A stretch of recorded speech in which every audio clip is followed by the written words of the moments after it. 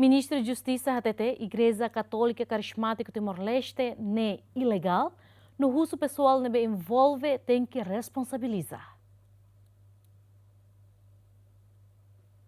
Ministro de Justiça Sérgio Orne atau questão em relação ao grupo Balong nebe hanaran an Igreja Católica Carismática Timor-Leste no sai viral e rede social onde halo público preocupa basira na existência de Timor-Leste. Governante ne hateten, governo reconhece deit mak religião católica muçulmano, protestante, Buda no Hindu, tamba baseia ba artigo 102 Constituição RDTL. Enquanto Igreja Católica Carismática Timor-Leste nebe dadau ne sai viral e rede social onde usa atributo Igreja Católica nian sedauketan reconhecimento si Estado, tangne persija halo investigação basira na existência. Itahototo reconhece católico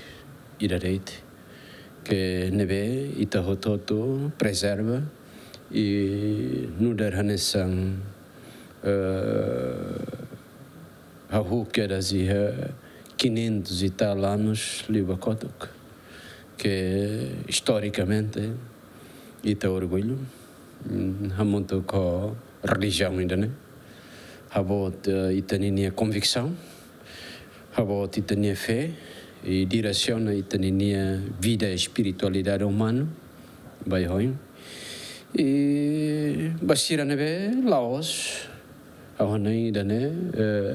Italia fatim bem dane ba, para tu bele halo atividade sira nebe latuir dalang,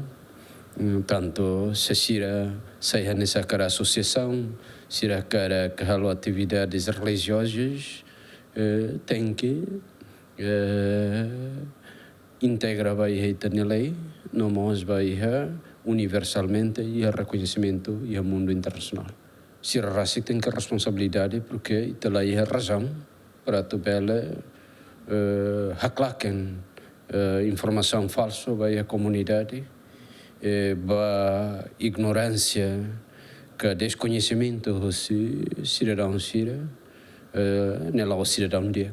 Relação ao grupo Igreja Católica Carismática Timor-Leste na existência, GMN tenta confirma a Conferência Episcopal Timorense, mas se parte secretariado Conferência Episcopal Timorense for resposta katak se prepara comunicado imprensa e a tempo badak o dihatan ba existência grupo nenian GMN des Jacinto Fuka GMN.